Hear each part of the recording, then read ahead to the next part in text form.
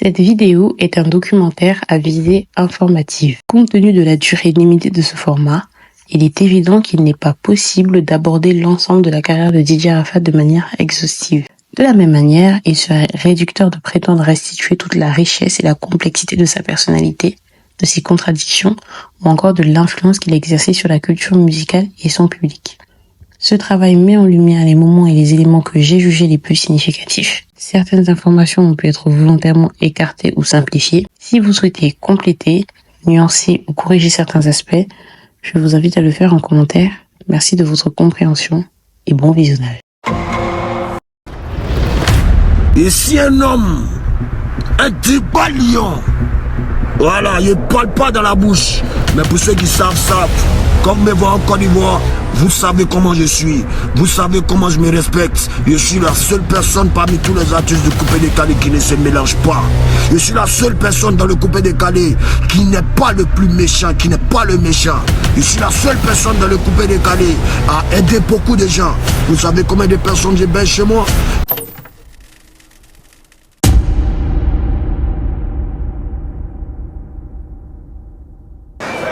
Quand il arrive à Abidjan, vous connaissez, il n'est pas là, Abidjan ou moins. Mais il arrive, mais ça va fracasse. On attend les bus, ça va les daïs, désolé.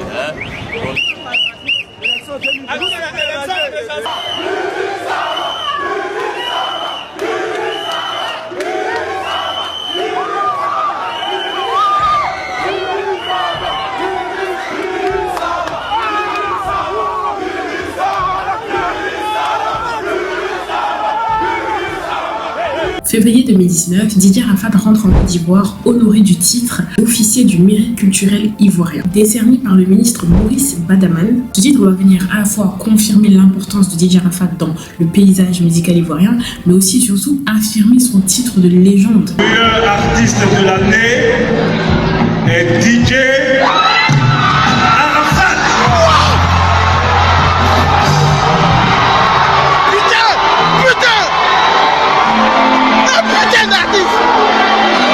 Mais comment un jeune homme qui était autrefois marqué par une enfance tourmentée a-t-il réussi à conquérir les cœurs et les scènes? Comment est-il devenu une légende au-delà même des frontières de la Côte d'Ivoire? Vous croyez que vous êtes fort, mais vous n'êtes pas fort. On va désormais la page 8500 volts d'animation. Quel est Il était une fois un artiste qui a révolutionné la musique ivoirienne et fédéré des milliers d'admirateurs.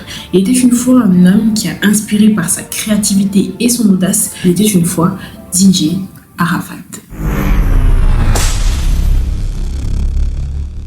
Ils ont voulu me tuer, mais je reste vivant. Vous ne pourrez rien contre la volonté du Saint-Esprit. Ils ont essayé de me tuer, mais je reste vivant. Vous ne pourrez rien parce que je demeure le Yoruba. Chabi arrête sinon il trop tué les gens coupe d'ici. Chabi Kilo. Vous croyez que vous êtes fort, mais vous n'êtes pas fort. Je suis le plus dangereux de tous les DJ du monde entier. Bonjour à tous et bienvenue sur ma chaîne YouTube, bienvenue pour une toute nouvelle vidéo. Je pense que vous l'avez compris, aujourd'hui nous allons retracer le parcours d'un visionnaire, d'un révolutionnaire, du roi de la scène musicale ivoirienne. Donc j'espère que ça vous plaira. Bien évidemment je mettrai en barre de description tous les liens pour tous les documents, tous les articles que j'ai utilisés pour pouvoir faire cette vidéo. N'oubliez pas du coup de commenter pour me dire ce que vous pensez de ce nouveau format de vidéo, de vous abonner et bien sûr de liker. Je pense que tout est dit, passons à la vidéo. Nous sommes donc en 1979. Il y a un groupe ivoirien qui connaît un succès plutôt impressionnant pour l'époque. Ce groupe c'est Bélier Andralex et leur titre qui cartonne en ce moment c'est Moya. Moya oh, Moya oh. J'envoyais Sali dit je partis pas. J'envoyais François dit je partis pas. Je pense que les personnes de ma génération n'ont sûrement pas reconnu la chanson, mais ceux de la génération au-dessus et bien évidemment les puristes ont très certainement dû reconnaître parce que cette chanson, tout de même, s'est écoulée à 13 000 ventes. Rendez-vous bien compte, On est en Côte d'Ivoire et on est en 1979. Alors cette info elle m'a énormément surprise parce que je pensais que pour avoir un disque d'or il fallait avoir un peu plus, mais en fait après vérification j'ai compris que le disque d'or et le seuil pour pouvoir avoir un disque d'or il varie en fonction des pays. Par exemple en France pour avoir un disque d'or il faut atteindre 50 000 ventes alors qu'aux États-Unis c'est 500 000 ventes. Donc c'est totalement possible qu'il ait eu un disque d'or avec 13 000 ventes en fonction de comment est-ce que c'était hiérarchisé en Côte d'Ivoire à cette époque-là. À cette époque, du coup, Belly and Alex était constitué de deux principaux leaders. Corrigez-moi dans les commentaires si je prononce mal les noms. Il y avait Do Albert d'un côté, qui était le principal chanteur, et son petit frère, Won Pierre, qu'on appelait aussi Wampi, qui à cette époque du coup était le compositeur et l'arrangeur. Alors je suis quand même allée chercher un peu, il y a une chanson que j'ai énormément aimée qui s'appelait Mansour Djoui, je vous mettrai un petit extrait pour que vous allez voir, et en fait on sent ce mélange un peu de funk, de disco avec des sonorités africaines, je trouve ça vraiment, je trouve que le mélange il est vraiment hyper intéressant.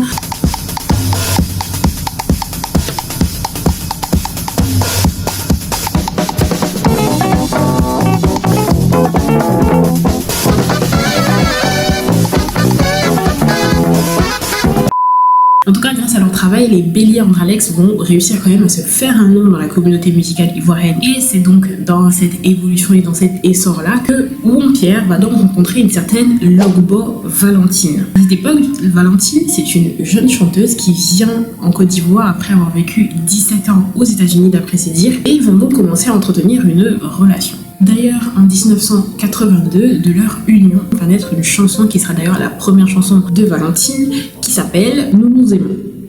Voilà, avant les titres de chansons c'était direct, ça allait droit au but. En tout cas, entre les deux tontons, donc c'est le parfait amour et ils décident donc de se marier le 29 décembre 1983. Et de cette union vont naître deux enfants, Marie-Emmanuelle et Ange Didier. Et bien sûr, ça n'empêchera ni la mère ni le père de continuer leur carrière musicale. Et ce qui va donc permettre au petit Ange Didier de baigner dans un univers musical dès sa tendre enfance. Quelques années après la naissance des enfants, malheureusement, le couple vole en éclats. Je veux dire que le papa Won Pierre est décrit comme une personne assez placide et imperturbable. D'un côté, la maman, Valentine, est plutôt décrite comme une personne assez libérale du fait de son séjour aux États-Unis. Elle fait des prestations scéniques qui sont pas mal érotiques et qui ont vraiment pour but à cette époque-là de bouleverser les mœurs. Non.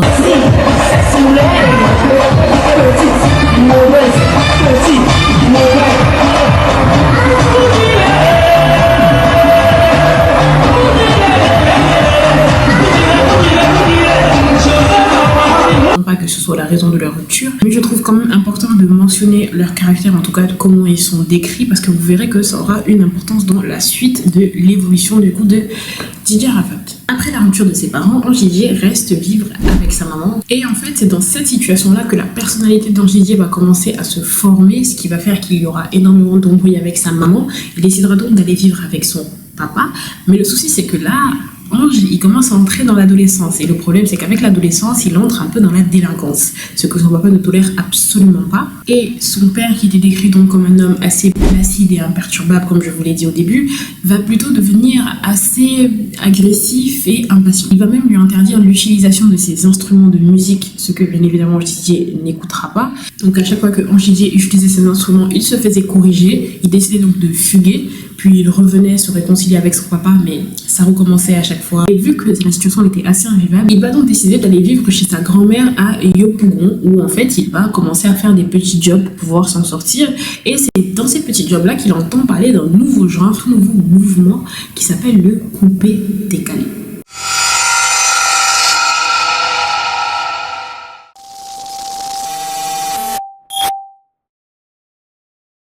Comprendre l'impact des Didier Arafat dans le coupé-décalé si on ne comprend pas ce qu'est le coupé-décalé. Et pour bien le comprendre, il faut revenir dans le contexte politique de la Côte d'Ivoire dans les années 60-70 déjà. Il faut savoir qu'en Afrique, les années 60 et 70 représentent souvent les années d'indépendance. Et dans ces années d'indépendance-là, il y avait des pays qui étaient beaucoup plus riches et propices à une évolution économique, notamment la Côte d'Ivoire. Ce qui fait que énormément de pays donc limitrophes à la Côte d'Ivoire, énormément de personnes qui étaient dans des pays limitrophes à la Côte d'Ivoire ont décidé donc d'immigrer en Côte d'Ivoire à la recherche d'une certaine prospérité économique. Donc dans les années 90, il y a un courant qui naît qui s'appelle l'ivoirité.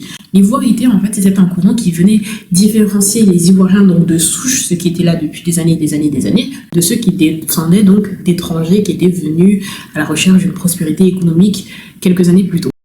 Cette partie de la population qui était donc des descendants d'étrangers venait souvent du Burkina Faso et du Mali, qui sont des pays limitrophes à la Côte d'Ivoire, le nord du pays. Ce qui fait que donc cette partie était souvent concentrée dans le nord du pays et souvent du coup musulmane, parce que le Mali et le Burkina Faso sont des pays où l'islam donc prédomine. Du coup, le climat va être assez tendu vis-à-vis de ces personnes-là, originaires de la région du nord du pays, parce qu'elles vont souvent être discriminées, elles vont souvent subir des violences policières, la goutte d'eau. Elles vont vraiment arriver le 6 octobre 2000. Parce qu'en fait, le 6 octobre 2000, il y a la Cour suprême ivoirienne qui va venir annoncer donc les candidats qui vont être retenus pour les élections présidentielles. Comme non conformes à la loi, les déclarations de candidature de Alassane Ouattara, Bombé Émile Constant. Et parmi ces candidats, il n'y a pas Alassane Ouattara. Alassane Ouattara, donc, c'est une personne qui est originaire donc, du nord du pays, qui est de confession musulmane. Je pense que vous avez compris, c'est surtout pour des raisons liées à la nationalité, à l'ivoirité, tout ça. J'espère que la communauté internationale saisira cet élément de trucage et que par conséquent, toutes les conclusions pourraient être tirées. Et là, en fait, ça devient la goutte de trop. Le pays est réellement beaucoup plus tendu. Donc, suite à ça, il y a énormément de manifestations. Et en fait, ils appellent au boycott des élections, ce qui va être totalement inutile, parce que plus tard dans l'année, du coup, Laurent Gbagbo va donc gagner ces élections-là. Le 19 septembre 2002, il va y avoir des rebelles qui vont essayer de faire un coup d'État. Apparemment, ils viendraient donc du Burkina Faso. Et ils essaieront de prendre 3 villes, notamment Abidjan, Bouaké et Korogo. Des manifestants proches d'Alassane Ouattara descendent dans les rues et demandent la tenue de nouvelles élections. La candidature de ce dernier et d'Henri Konan Bédié n'avait pas été acceptée. Laurent Gbagbo, élu président de la République, prend les rênes du pays. Le 19 septembre 2002, une tentative de coup d'État a lieu de manière simultanée à Abidjan, Bouaké et Korogo. Ils vont échouer avec Abidjan, mais ils vont quand même réussir à avoir les 2 autres villes. Du coup, là, il va y avoir un climat assez compliqué parce qu'il y aura une partie du pays qui sera toujours sous les ordres donc, du président avec les forces armées présidentielles et une autre partie du pays qui sera donc sous le contrôle donc, des forces nouvelles. Tout ça va créer un climat d'énorme instabilité et insécurité. C'est ce qui a été en fait une période assez difficile. Et là, vous me direz sûrement, mes frères, quel est le rapport avec le coupé-décalé? Du coupé-décalé, en fait, va être à ce moment-là la philosophie de la paix. Il va venir combattre cette violence par l'hédonisme, tout simplement. La philosophie dit, au lieu de te battre, dépense, mange la vie. Peu importe la situation, peu importe, mange la vie, en fait, dépense, profite, faites vie. C'est ça, en fait, que porte comme message le coupé-décalé. Et c'est pour ça qu'il va aussi vite se propager et grandir. Parce qu'en fait, les populations en avaient besoin à ce moment-là. À côté de tout ce qui se passait, ils avaient besoin de ce côté joie de vivre, de ce côté liberté. Il faut savoir que c'est quelque chose qui, en Côte d'Ivoire, avait déjà été fait. Parce que quelques années auparavant, dans les années 90, il y avait aussi eu une crise sécuritaire par rapport à des problèmes politiques. Et de là est né le zouglou. Ça veut dire qu'en fait, c'est quelque chose qui est récurrent dans la mentalité ivoirienne. Non seulement ça marche, mais aussi et surtout, c'est quelque chose que quand vous voyez dans la musique ivoirienne, c'est resté. C'est-à-dire que c'est toujours là, c'est toujours présent. Vous pouvez toujours le voir dans la musique. Quand vous écoutez, c'est une philosophie. Paul Pogba, tu es où? Malgré ces feux, tu manges la vie. Malgré les problèmes, tu manges la vie. Malgré ces feux, tu manges la vie. Mange la vie, mange la vie. Mais étonnamment, ce mouvement ne va pas naître en Côte d'Ivoire même, mais plutôt au niveau de la communauté ivoirienne de la diaspora, notamment à Paris et à Londres. Et en fait, ils sont représentés par un petit monsieur. Voilà, je sais pas si son nom vous dit quelque chose. Il s'appelle Stéphane Amidou Doucouré. Ça vous dit rien? Un petit monsieur. Hein. Son nom de scène, c'était Douksaga. Un truc comme ça. Président Malik Toé, venez danser. Douksaga est arrivé dans la cité. Venez danser. Douksaga est arrivé dans la cité. Venez danser. Douksaga est arrivé dans la cité. Alors, d'après les rumeurs, cette communauté-là, en fait, elle vivait d'arnaques en ligne. Ce qu'on appelle les brouteurs. Ok. Et en fait, le truc, c'est que quand ils réussissaient donc à arnaquer des personnes en ligne et qu'ils avaient de l'argent, ils devaient rapidement le dépenser, d'où le nom coupé donc, et décalé. Donc, tu prends et puis tu vas vite dépenser. Mais cette version, elle peut être évitée par plein de choses. Je pense que des escrocs aussi démonstratifs qui viennent, parce que vraiment, il faut que vous compreniez que c'était vraiment le fait de montrer qui a le plus d'argent à acheter des choses chères, balancer de l'argent. Je pense que si c'était des escrocs avec autant de démonstrations, l'État français, l'État anglais les aurait arrêtés depuis belle lurette. Mais bon, le plus important, c'est la mélodie qu'ils ont créée, qui part du coup d'une certaine rumba congolaise, mais c'est assez ivoirisé. Et en fait, c'est un genre précisément qui est le limbiza. Le limbiza, c'est très simple. Il y a un orchestre qui chante, qui fait de la musique. Et il y a donc un chef d'orchestre qui a un micro qui s'appelle Atalakou, qui va venir et donner des compliments, des belles choses à une personne qui est donc importante et qui a de l'argent. Et en retour, cette personne-là va donc donner de l'argent devant tout le monde, comme ça, donner au personnage qui s'appelle Atalakou, pour que du coup, pour le remercier en fait de tout ce qu'il dit sur lui. Et par abus de langage, et un peu aussi peut-être parce que c'était plus confortable, Atalakou a commencé à ne plus désigner donc la personne qui faisait ça, mais plutôt l'action en général. Donc ce qui était appelé limbiza avant, c'est appelé Atalakou plutôt. Et c'est un terme qui après s'est vraiment popularisé de cette manière-là dans une grande partie de l'Afrique en tout cas. En fait, on peut déjà voir dans le travail de Doug Saga qu'en fait, le coupé décalé, c'est un genre qui évolue. Il n'est pas fixe. Les sonorités ne sont pas fixes. Rien n'est fixe. C'est quelque chose qui évolue. Malheureusement, Doug Saga n'a pas eu le temps de énormément diversifier son catalogue musical parce qu'il va perdre la vie en 2006. Et à ce moment-là, la question sur toutes les lèvres, c'est qui va le remplacer, qui va pouvoir assurer et devenir le nouveau roi du coupé décalé.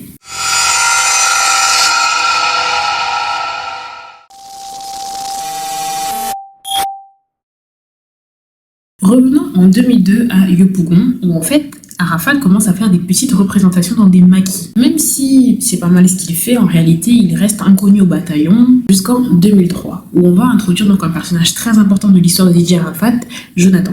Jonathan, c'était son meilleur ami, qui, à ce moment-là, réussit à avoir les papiers pour pouvoir aller à l'étranger. Pour fêter ça, il décide d'aller faire un petit tour en moto. Malheureusement, il va perdre la vie. Suite à ça, d'après la rumeur, Arafat serait entré en studio et aurait fait en one shot le son que vous connaissez tous, Jonathan. Joe le magicien, Jonathan, Jonathan, Vous connaissez la chanson Jonathan, je la connais, c'est un classique de la musique ivoirienne, c'est un classique de la musique africaine en général même. Mais il faut savoir qu'au moment où elle sort, même si elle est très bonne et qu'elle permet même à Arafat d'acquérir une certaine notoriété, elle n'était pas exceptionnelle pour l'époque. Le souci, c'est que quand vous écoutez la chanson Jonathan et quand vous écoutez toutes les autres chansons du catalogue musical d'Arafat, vous voyez tout de suite qu'en fait, dans la chanson Jonathan, Arafat n'a pas encore d'identité musicale. C'est-à-dire que quand vous écoutez Jonathan, la seule chose qui vous permet de reconnaître Arafat, c'est vraiment le timbre de sa voix qui est vraiment particulier. En réalité, en termes d'identité musicale, la chanson n'en a pas. Il fait en fait ce que tout le monde fait, ce qui fait qu'il ressemble à tout le monde. Il ne sort pas réellement du lot. Donc ça veut dire que quand elle sort, même si elle marche plutôt bien, elle lui permet pas de commencer à réellement établir qui il est. Et quand elle sort, on se dit pas de suite, oh mon Dieu, Arafat va être le prochain précurseur du coupé décalé. Non. Si on pouvait même parler de quelqu'un à ce moment-là, ce serait Bébé DJ Lewis, parce qu'en fait, eux, à ce moment-là, ils avaient déjà une certaine identité musicale.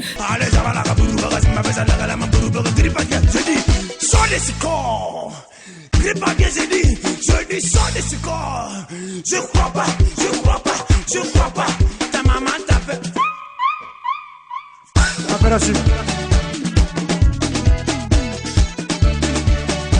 Que malheureusement Arafat n'avait pas. Ça, Arafat le comprend très bien. Et c'est pour ça qu'on va voir sur 5 ans une évolution de son style musical petit à petit. Ça commence doucement avec le titre Femme en 2005.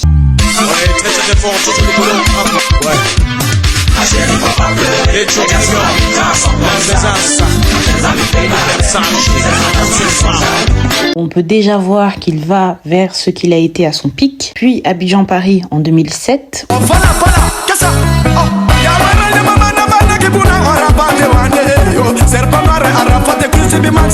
On continue de voir cette évolution et là où elle est très très marquée, c'est vraiment dans le titre Pangor avec Debordo Likunfa qui sort en 2008.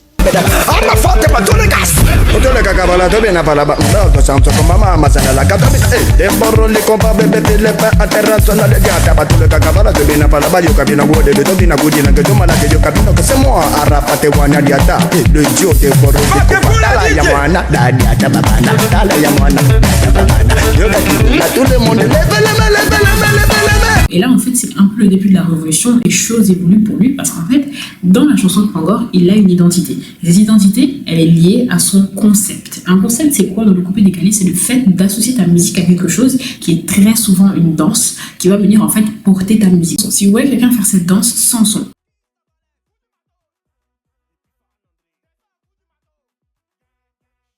qu'est-ce qu'elle est en train de danser?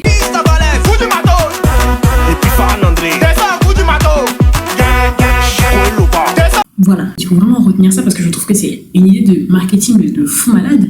Parce qu'en fait, à cette époque-là, il n'y a pas encore énormément les réseaux. Rappelez-vous qu'on est quand même en 2008. Et ça, je trouve ça incroyable en fait d'y avoir pensé.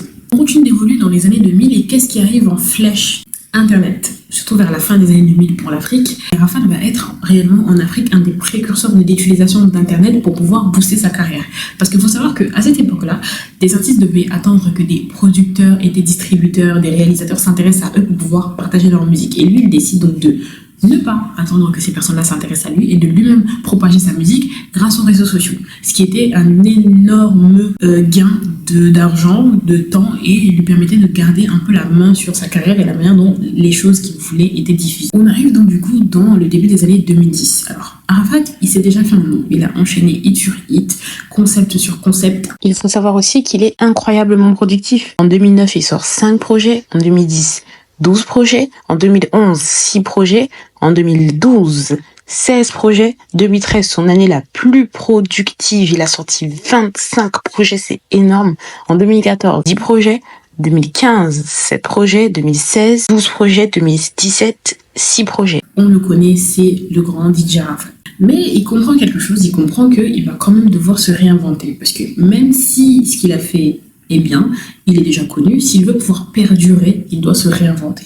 Et chacun a un peu sa manière de jauger si un artiste est réellement bon ou pas. Pour moi, la capacité d'un artiste à se réinventer détermine si je considère que cette personne était un réel artiste ou pas. C'est-à-dire que pour moi, un bon artiste, c'est quelqu'un qui peut transcender les époques, transcender les générations. Pour moi, en tout cas, c'est important. Mais comme je vous ai dit, chacun a un peu ses critères pour pouvoir jauger si X ou Y personne est un vrai artiste ou pas. En tout cas, Arafat, à ce moment-là, il l'avait très très bien compris. Du coup, il se dit, faut que je me réinvente. Si je veux perdurer, si je veux garder un peu cette couronne, faut que je me réinvente. Et c'est ce qu'il fait. Il commence à s'associer avec des producteurs qui viennent d'arriver. Serge Beno, Champi Kilo. Et ça, c'est très important parce que du coup, ça veut dire que mon papa a écouté Arafat.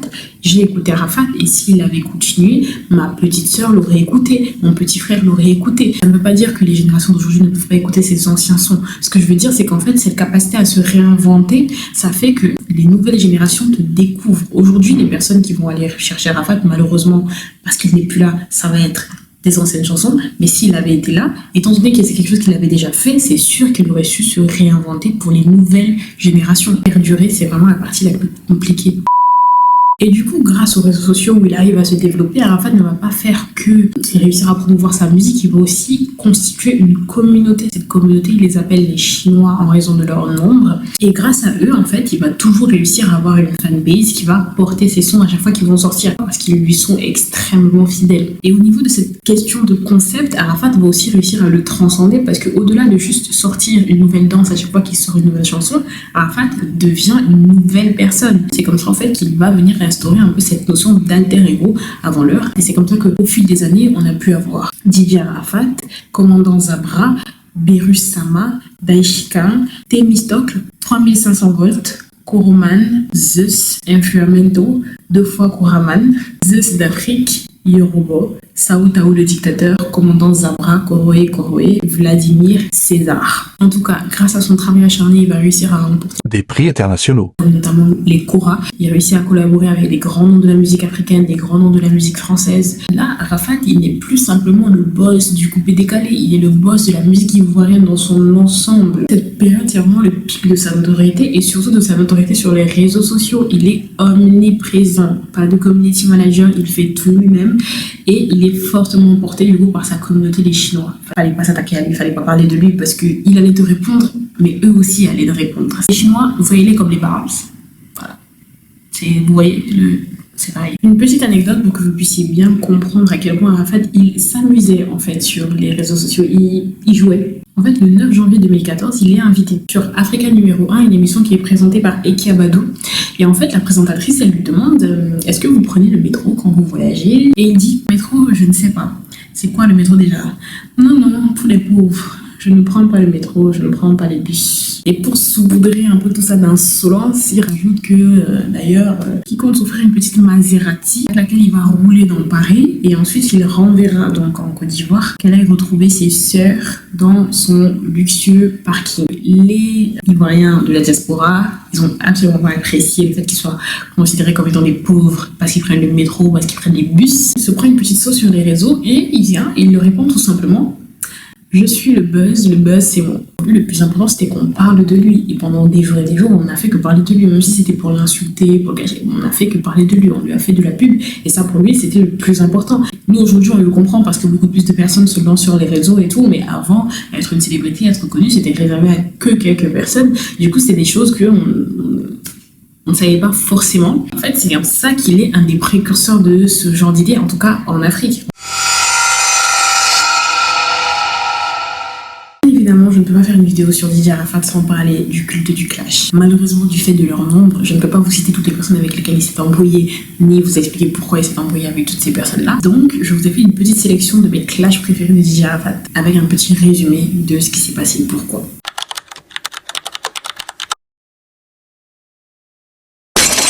On est en mars 2016 quand Arafat se lève un bon matin et il vient sur son compte Facebook et il nous annonce que le 20 mars, sur tous ses réseaux sociaux, Facebook, YouTube, ainsi de suite, il va partager la liste de toutes les femmes avec qui il a eu des rapports sexuels. Rien que ça. Voilà. Là, il a mis un coup de pied dans la fourmière. Tout le monde en parle, tout le monde veut savoir, tout le monde va sur des spéculations et tous les gens commencent à en parler et il revient quelques jours après, un peu comme pour entretenir son compte à rebours, préciser de quel type de femme il veut parler exactement. Et il dit, je cite, « Je ferai la liste de toutes les femmes mariées et des célébrités avec qui j'ai eu des relations sexuelles. » Il n'en fallait pas plus. Tout le monde veut savoir, tout le monde ne parle que de ça, les blogs ne parlent que de ça. On dit, il y a sûrement elle, et puis elle aussi, elle est un peu... Tout le monde veut savoir. Parce que cette liste, elle pourrait avoir des noms de vedettes, des noms des stars de télé, des stars de radio ivoirienne et même plus. Ce que tout le monde attendait de savoir, en fait. Tout le monde veut savoir, mais c'est qui, en fait, dans la liste? 20 arrive et tout le monde prend son téléphone et chacun envoie un message à Arafat sur la toile, en tout cas. Tout le monde essaie de dire, de l'encourager, de le soutenir, de lui dire qu'on veut avoir la liste, partage la liste, pendant qu'il y en a d'autres qui essayent de tempérer, de dire que non, il ne faut pas sortir la liste parce qu'il faut maintenir l'ordre public, parce que vie privée de ces dames. Bref, vous voyez, en tout cas, tout le monde en parle. Et là, la soirée arrive, l'heure arrive, rien du tout.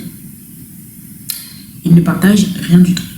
Voilà. Non seulement il n'a rien partagé, mais en plus il n'en a plus jamais reparlé. Et du coup là, tout le monde a de sa suspicion. Il y en a qui me disent non mais il a sûrement été menacé par quelqu'un de haut placé qui voulait pas voir sa femme dedans, ou même une femme haut placée et tout. Donc à côté, il y en a d'autres qui disent non mais en fait depuis le début il n'y avait rien, il se moquait. Non, on sait pas. Et on se dit bon, tant pis. Et quand on regarde bien, on se rend compte que le 21 mars, qu'est-ce qui sortait? Le clip Ramambélé de Serge Bello.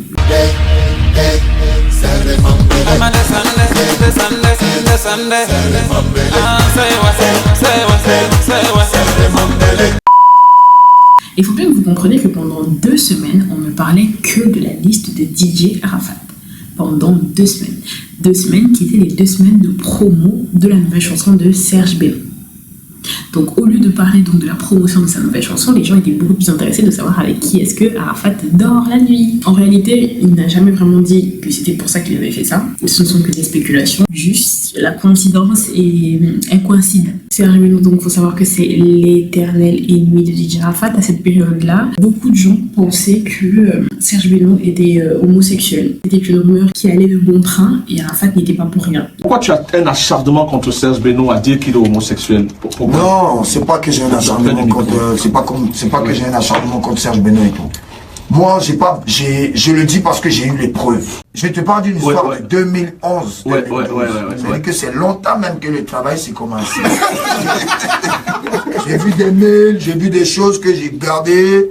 En réalité, avec Serge Bello, ça a surtout été une guerre basée sur le fait que Serge Bello est parti d'un simple arrangeur qui arrangeait donc du coup des sons, notamment pour des artistes comme Arafat à être un plutôt grand nom en fait dans la musique ivoirienne, surtout à la même époque que DJ Arafat, donc ça a surtout été des questions de rivalité. L'idée que j'essaie de faire ressortir, c'est le fait que d'après mon analyse de leurs interviews et donc à mon avis, il n'y avait pas d'énormes problèmes sous-jacents. J'ai surtout l'impression que c'était surtout une rivalité liée à la musique, parce que à plusieurs reprises dans des interviews, Serge-Beno va dire que cette rivalité avec Arafat le poussait à se dépasser, quelque chose que Arafat va également dire. On les a plusieurs fois revus ensemble. J'ai l'impression, en tout cas, quand je regarde leurs interviews, quand j'écoute leurs interviews, que s'il n'y avait pas d'énormes soucis, c'était surtout une rivalité liée à la musique et en gros, tout ce qui pouvait être utilisé comme pic par rapport à ça était utilisé, mais sinon je n'ai pas vu d'énormes soucis. Mais après, encore une fois, c'est mon analyse et mon interprétation. Donc, si vous avez un avis contraire, je vous invite à le mettre dans les commentaires, dans le respect bien sûr. Et si vous avez donc des liens qui donnent des interviews où on pourrait avoir dit quelque chose que je n'ai pas vu ou que je n'ai pas compris, mettez aussi. Voilà. On ne pourra pas faire cette interview sans faire une petite allusion à la petite guéguerre entre Serge-Beno et DJ Arafat. Qu'est-ce qu'il y a? C'est un coup de pub? Vous avez envie de faire un peu de pub? C'est un peu de marketing dans le fond, parce que souvent vous voir réunis. Moi, j'ai vu une vidéo d'Arafat où il est en train de danser au canet et voilà. Donc je me suis dit, mais qu'est-ce qu'ils nous font là? Ils font semblant de pas s'aimer, pourtant dans le fond c'est de bons amis. Qu'est-ce qu'il y a? Bon, on n'est pas des amis, ça, faut que je te le dise, nous ne sommes pas amis, mais nous sommes des collègues, on fait le même travail, à la base c'est un concurrent, donc moi je peux pas faire d'amitié avec mes concurrents. Mais sinon, au-delà de ça, ça va, on s'est entendu, je pense qu'on a parlé lui et moi, il n'y a plus de guerre, c'est la paix, on travaille tranquillement, chacun de son côté, on fait avancer le coupé-décalé.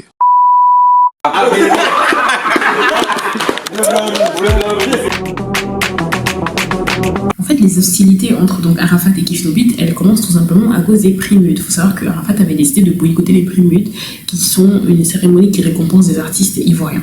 Il avait décidé de les boycotter et il comptait donc sur le soutien des Kif No Beat qui y sont allés. Et face au mécontentement donc de DJ Arafat par rapport au fait qu'ils ne l'ont pas soutenu, ils ont tout simplement répondu qu'ils ne sont pas ses danseurs. C'est comme ça que les hostilités commencent.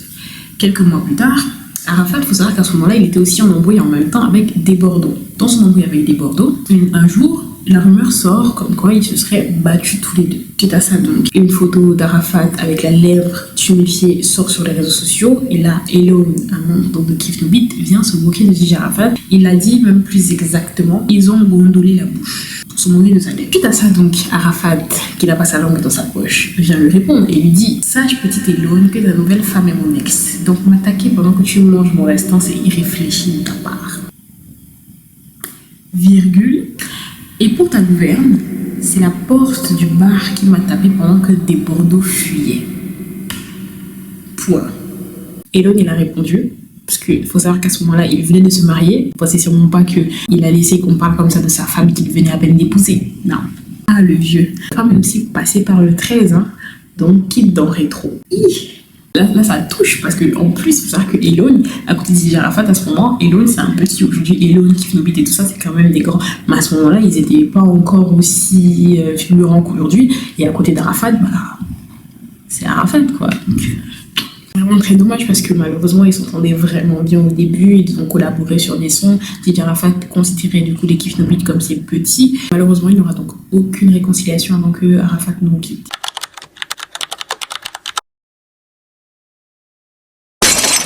DJ Arafat et Ariel Chéné, c'est vraiment une histoire assez triste. À l'origine, du coup, quand DJ Arafat rencontre Ariel Chéné est au Togo. DJ Arafat donc le prend sous son aile, le ramène en Côte d'Ivoire parce qu'Ariel Chéné c'était un très bon arrangeur. Il faisait de très bons arrangements d'ailleurs. C'est lui qui a fait une grande partie des arrangements derrière la chanson Tapis Vélo.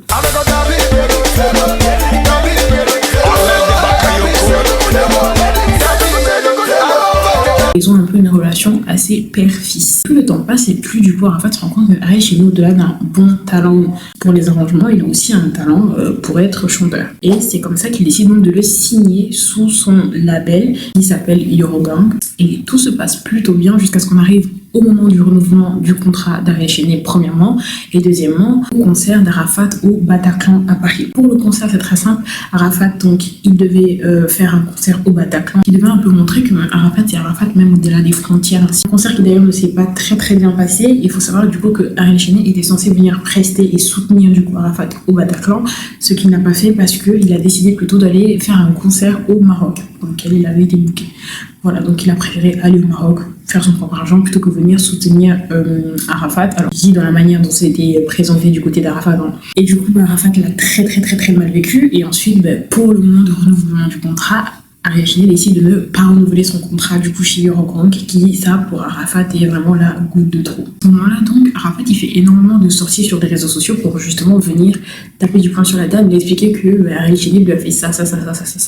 Et à contraire, Ariel Cheney ne répond pas. Même si Arafat vient expliquer à plusieurs reprises du coup sur son compte Facebook que c'est pas parce qu'il ne parle pas qu'il ne fait rien, qu'il fait des choses derrière, voilà. Donc en fait il enchaîne les vidéos pour l'insulter lui, pour insulter sa femme ou copine à l'époque. Vous avez compris le personnage à ce niveau aussi de la vidéo, il l'a pas lâché, il l'a clairement pas lâché. Et à ce moment-là en fait tout le monde se rend compte que Arafat et du coup Ariel Cheney c'est terminé, il n'y aura absolument plus rien, mais en fait coup de tonnerre, décembre 2018, Arafat il avait un concert à l'Ivoire Golf Club et là Ariel Cheney arrive et demande donc à monter sur scène. Et là Arafat il commence à tourner donc aux Chinois qui sont dans le bug. Dans la foule, du coup il demande à la foule et eux ils comprennent bien que c'est un petit coup monté et que Arafat lui a déjà pardonné, parce que bien évidemment si Arafat n'avait pas déjà pardonné à Ariel Cheney, il n'aurait même pas pu traverser le premier cordon. Donc il faut monter Ariel Cheney s'excuse devant toute la scène, le tableau est magnifique, mais à ce moment là en fait personne ne sait que tout ça c'est un feu de paille, ça va pas durer longtemps du tout. Qu'est-ce qui va encore mettre le feu aux poudres? Jolie Amina, jolie Amina, on dit qu'à cause de toi là je fais trop de dégâts. On dit qu'à cause de toi là je fais trop la bagarre. Je suis un petit nous si c'est pas de ma faute, yeah. Colonel est là-bas, faut rien de chaîner. On ne met jamais le sable dans mon attiqué. Ce qui n'est pas pour toi poto, faut pas chercher. Faut savoir que le clip Amina, ça a vraiment été un tsunami. Je peux le dire, j'étais là, cette chanson, on l'a mangée, on l'a bu, on l'a elle était partout, on ne pouvait plus respirer.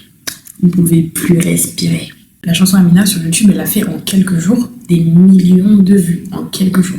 Du coup, Ariel Cheney, content, il vient sur les réseaux et il dit que ça c'est vraiment une première, ça n'a jamais été vu dans le coupé décalé. La Chine, elle voit ça en fait comme une pique à Didier Arafat. Et ça recommence un peu à mettre les faux poudres, Arafat recommence les piques et tout seul, parce que du coup Ariel Cheney ne répond pas.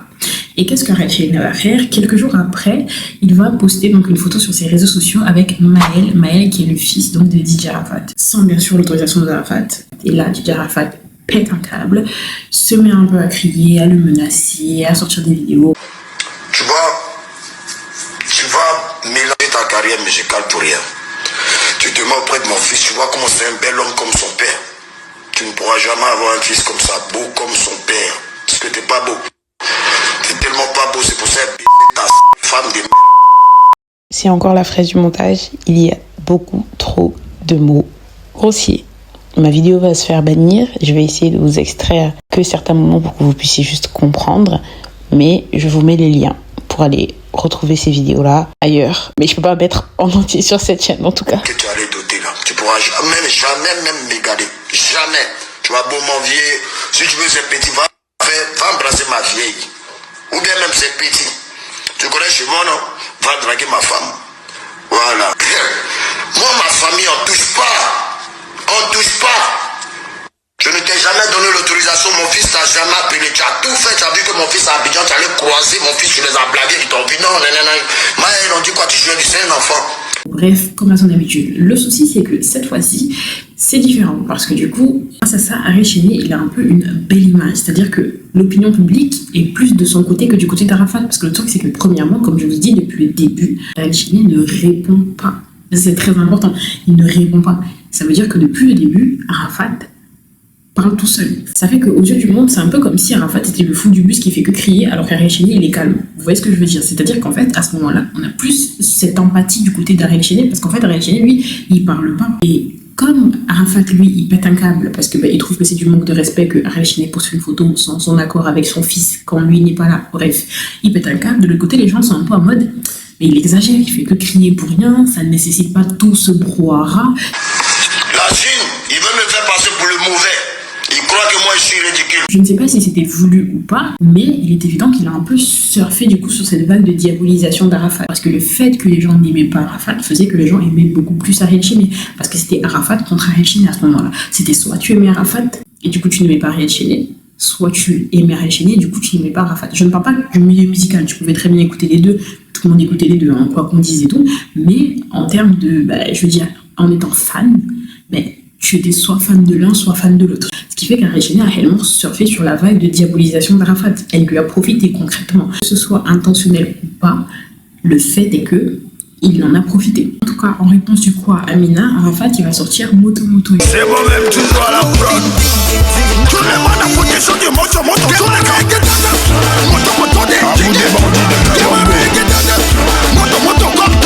il a poussé la promo, il était vraiment à fond, et surtout pour réussir à du coup battre les records d'Amina. Voilà, votre champion savait très bien que quand il allait mettre la photo de moi et mon fils, il allait avoir quelque chose. Mais je lui dis merci parce qu'il m'a permis de créer Moto Moto pour venir le déstabiliser. Et puis quand il vient là, il vient pour déstabiliser, pas lui seul, hein. Il vient pour enclencher tout le monde. Il paye les pages ivoiriennes pour ne même pas qu'on passe mes vidéos de démo. Par exemple, regardez, c'est moi qui poste que mes vidéos de nos démos, mais malgré tout, le Moto Moto est en train de contaminer toute l'Afrique.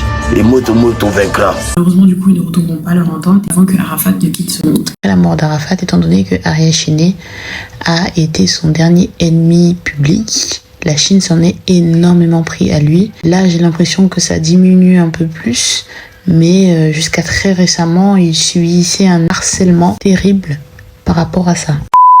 Aujourd'hui, c'est vrai qu'on partage beaucoup tout ce qu'il a fait et tout, mais il faut pas oublier que, et ça c'est dommage, sur la fin de sa vie, sa carrière, ça devenait compliqué parce qu'il commençait un peu à être blacklisté de certains événements, parce que malheureusement, il disait beaucoup de choses, il ne se tenait pas. Quand il y avait des événements, on avait préféré inviter des Serge Beno qui étaient des personnes un peu plus, à ce moment-là, identifiées comme professionnelles, qu'Arafat, parce qu'on savait que voilà, lui, il va pas forcément, il va dire tout ce qu'il pense, il va, voilà, vous voyez comment ça va se passer, ce qui fait que malheureusement, il était souvent blacklisté de certains événements. Il était de moins en moins soutenu, de moins en moins supporté. Malheureusement, donc, il perdra la vie le 12 août 2019, donc dans un accident de moto. Très peu de gens croyaient qu'il était vraiment mort. Du coup, beaucoup de personnes sont allées donc malheureusement profaner son corps. Ils sont allés ouvrir son cercueil pour pouvoir vérifier si c'était vraiment lui, s'il était vraiment mort. Même si c'est vraiment très malheureux d'avoir fait ça, parce que cet acte traduit vraiment le vide immense qu'il a laissé dans le cœur de ses fans, dans le cœur de sa famille, dans le cœur de ses amis. Je pense même dans le cœur de ses amis, parce qu'on a vu, après la mort d'Arafat, énormément de personnes, même contre qui ils s'embrouillaient, se mobiliser pour lui. Se mobiliser pour lui, que ce soit à travers des chansons, que ce soit à travers des donations, que ce soit...